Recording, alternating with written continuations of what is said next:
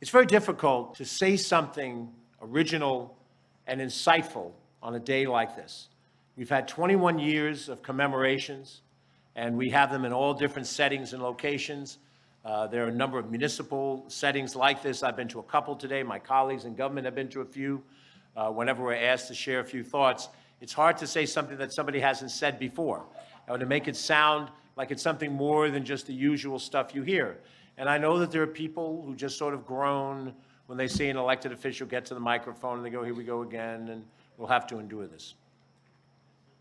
There are so many different, I know it's true, there's so many different, that's why I said it. There are so many different themes. There are so many different themes that could be mentioned today, and you hear all of them at various times.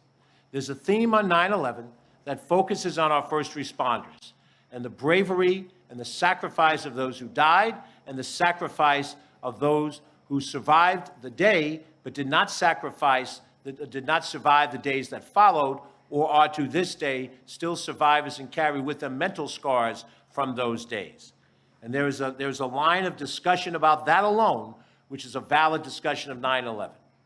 In respect of that, did we put up the wall of remembrance for the first responders who died? That the people who died that day, we mourn, and the people who sacrificed thereafter who died, we mourn them as well.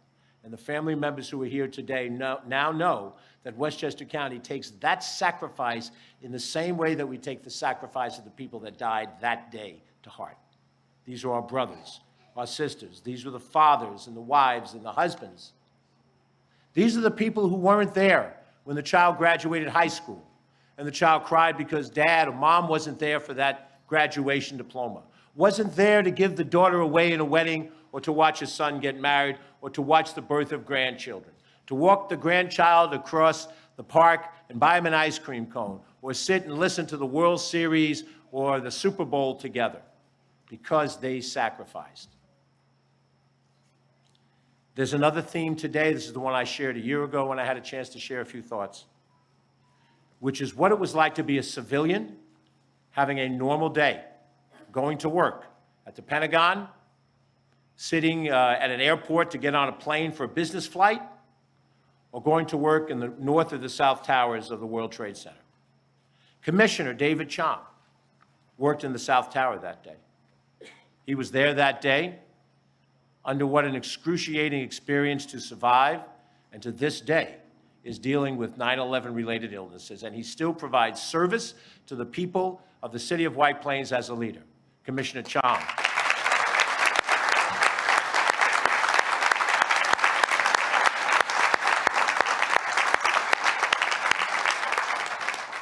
And I posited a year ago what it was like, because you try to understand what the experience is like, not by saying it, but by thinking about what it would be like in the real world if I were on any one of the business trips I used to take when I was in my corporate career before I did this for a living. And I'm going through my notes in a briefcase, getting ready for a presentation in the city that the plane is going to land in, when all of a sudden it turns out that I'm on Flight 93. And I have to join some other people to try to take over a cockpit because terrorists are in that cockpit.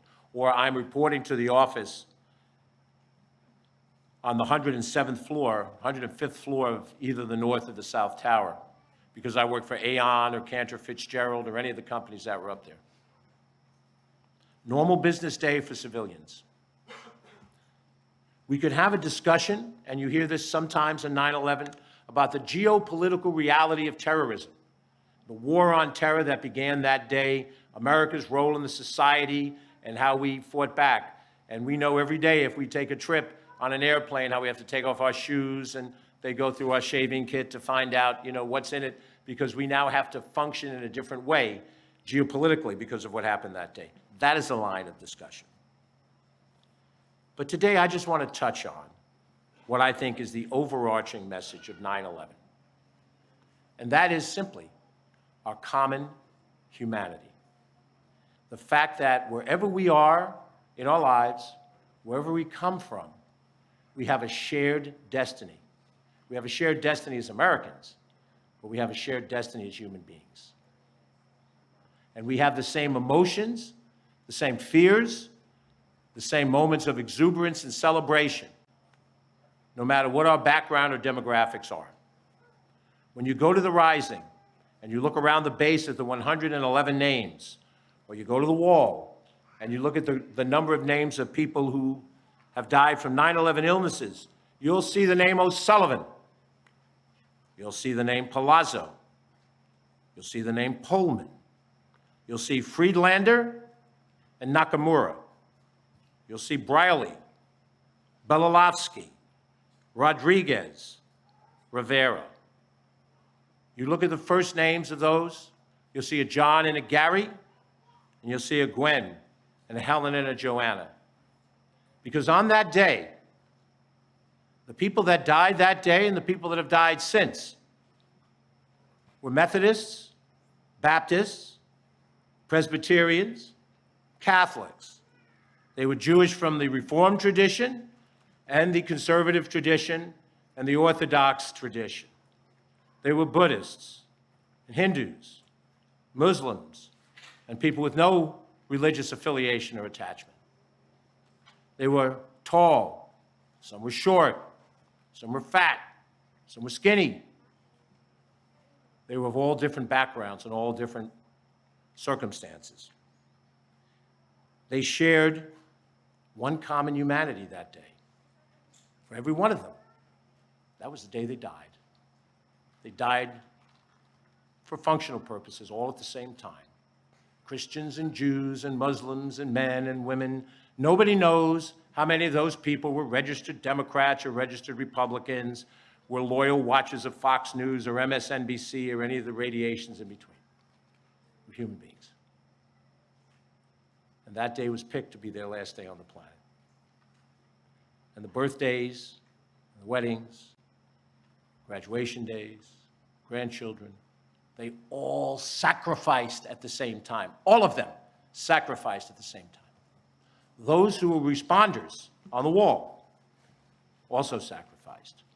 Now, if you read the scriptures that are sacred to me as a Christian, my friends who are Jewish as well, it is said in the Bible, and there are no doubt comparables in other religions, that 70 is the allocation of years that we would expect as a normal life expectancy. We have done better in the current day here in the United States than that. Some countries in the world are better than that.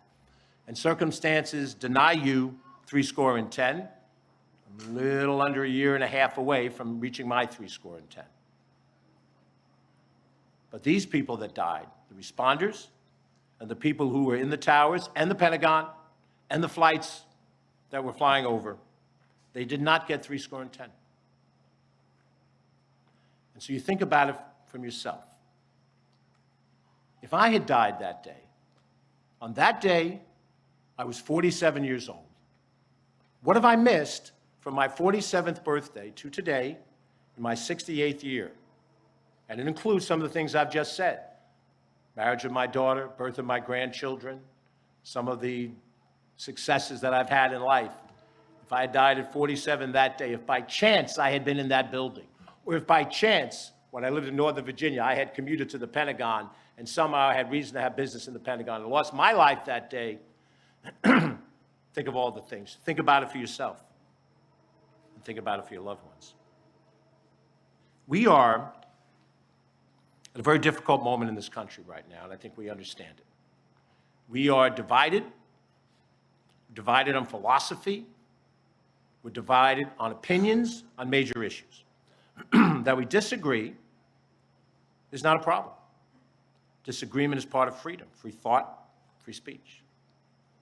But we have seen how disagreement has become hatred.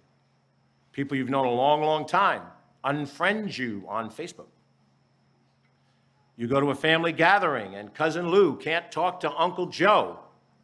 You keep them apart. Tell me I'm lying. It's truth. Because we have lost a basic understanding of the things that unite us in common humanity that is greater than the things that divide us because of who we are, how we look, what our life experience has been. And we do have different life experiences. We have a common humanity. God help us. That common humanity had people jumping out of a story window a quarter of a mile above the earth because their common humanity gave them no way to survive. Where have we gone as a country that we can't look at each other with at least respect, if not love, even when we disagree? Even when we disagree.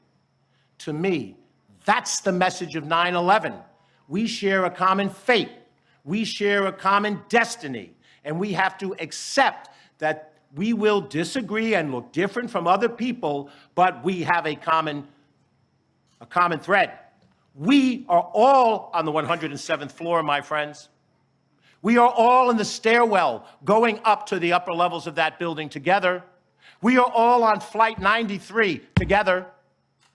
All of us, not some of us, not the ones who look like us or think like us or worship like us, all of us together. And if we don't find that commonality out of this grief, then we dishonor the memory of the people on that wall, and we dishonor the memory of the people whose names are around the bottom of that sculpture. May God help us find that commonality again, and the respect for each other, and the willingness to love each other, despite our differences. May we say a prayer tonight for those we've lost, and a prayer for ourselves, that we can move forward in the days to come.